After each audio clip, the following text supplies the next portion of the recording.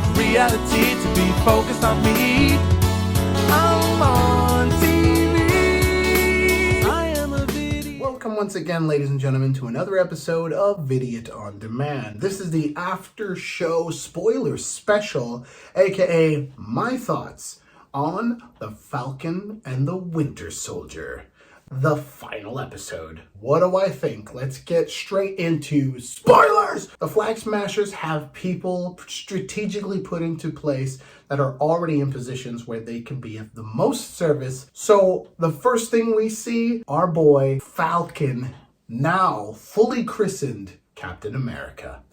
It's a glorious sight. He rolls in there, he's wielding that shield. He has fully taken on the legacy. He's learned something from it, you know what I'm saying? He's making it his own thing, which is beautiful. He's fighting off Batroc the Leaper. We see Bucky. He's taking on some bad guys. He's getting sidetracked because he's on a phone call with Carly. Carly is like, well, we got you exactly where we want you. Then shows up Sharon. Sharon's like, hey, I'm here to help and we can get a pardon. It'll be great. Seeing Falcon like swoop in and take out the helicopters, that was really good stuff. I really like it. I loved how Red Wing could read the faces of the people and go, oh, this person has helicopter training. And that's like, huh, that's something I never thought of. Just like, maybe there's another way to de-escalate the situation. That was a cool little thing. John Walker shows back up and he's like, I'm ready for round 2, bitch. He's back in like some kind of crazy wrestler. He wants to take on Carly and the bad guys. But she's like, look, I didn't mean to kill somebody who wasn't important to the cause. And he's like, you're saying my boy's life wasn't important? And she's like, look, I'm not even trying to get down with this. And then they start a fight. And immediately you can see that that crappy shield that he had was not up to snuff. Like it was getting pummeled, like crack, bam, boom. And it's starting to bend under the pressure. So he's like, oh gosh, I can't, But it was a good touch when you could see that Medal of Honor on the inside. And he's like getting like Hulk smash moment. It's like time has made him a little more calmer. And so when he jumped in, he's like, I gotta do something. And when people were truly in danger, he had that moment of, should I just go blindly after the bad guys in his mind and just take out Carly right now, or should I save these people? And the moment his makeshift shield comes splashing down, he made that choice. And it was really nice to see him go, nope, I'm just going to do what I can. And he's like, ugh. And he saves the people from falling off the thing. But then, oh no, he's being attacked by some bad guys. He's falling. Who's going to save the day? And here he shows up to the plate again.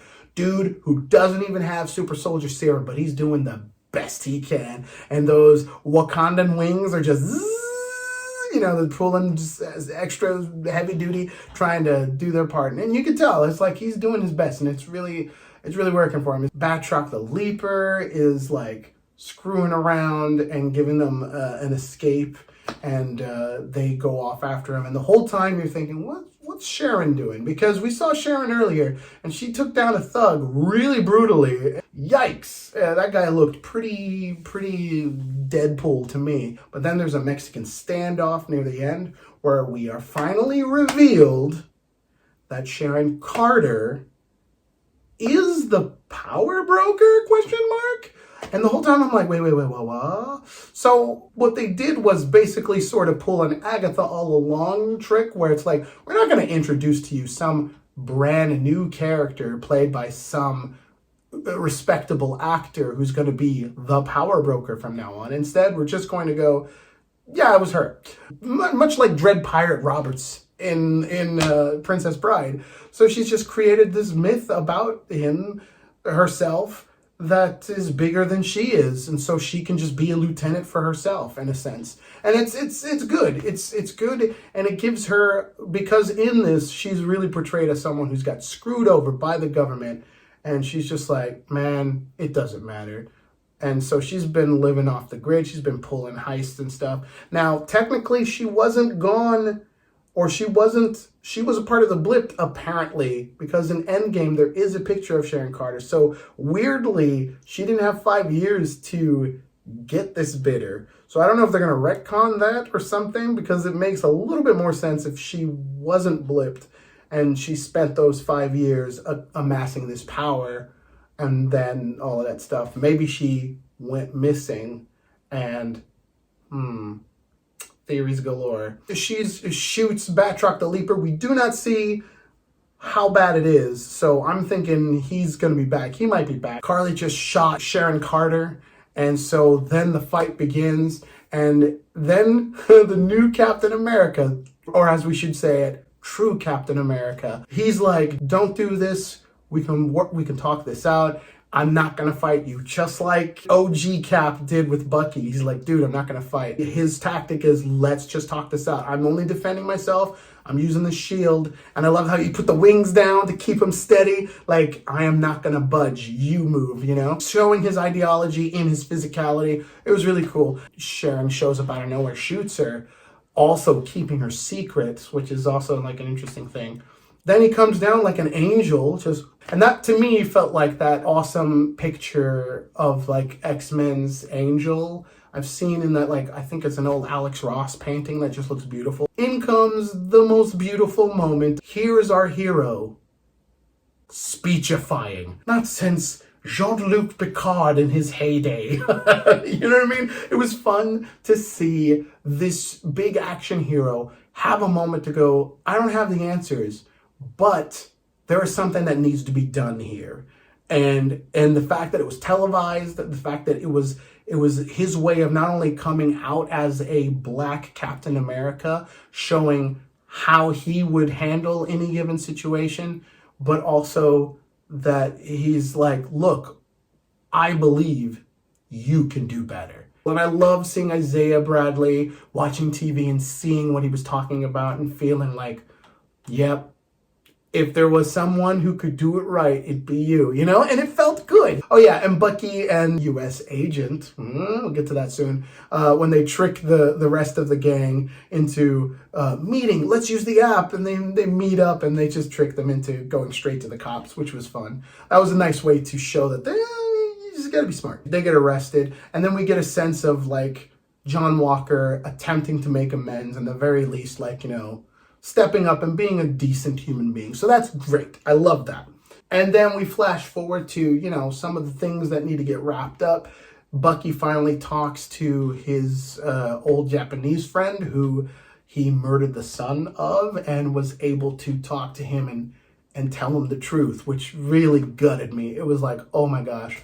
And then having John Walker get a interesting kind of redemption. Elaine Bennis comes back, and she is, or Valentina Contessa Banana Fanifofesca. He comes out and it's like, it's the same thing, only it's Black. And she says, the world doesn't need a Captain America, but it may need a U.S. agent. Boom. Then that interesting shot of all of the super soldiers getting suddenly blown up.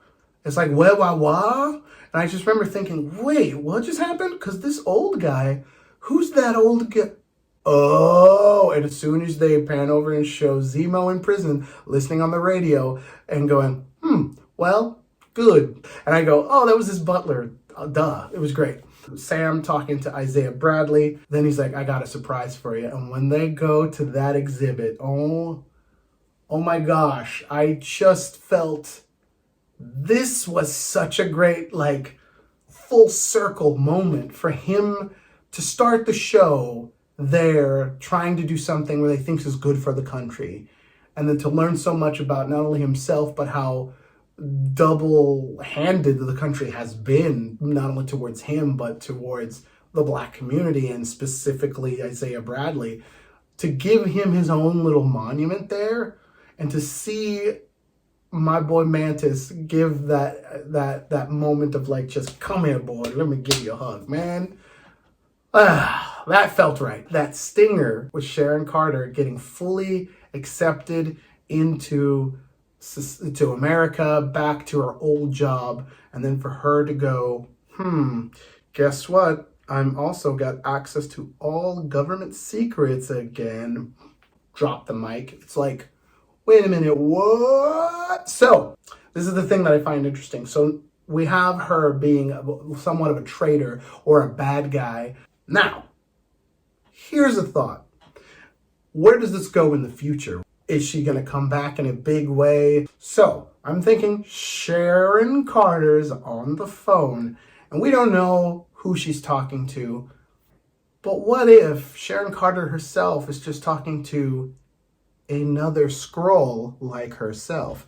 See what I'm saying here? What if she's already been changed sometime before and now she has been a Skrull for God knows how long? But I think that could set up something interesting, because for those Sharon Carter fans who are like, no, but Sharon Carter's a good guy, I don't want her to be a bad guy, that's your out, because then you can go, oh no, she's a Skrull. That's why she's acting so suspicious. There's that. If you guys have been watching along as I have and watching these videos, and I hope you've been enjoying it, I've been enjoying just recapping this. Maybe I'll do something like this in the future with some other show, perhaps. You just comment and let me know if there's another show that you would like this sort of treatment.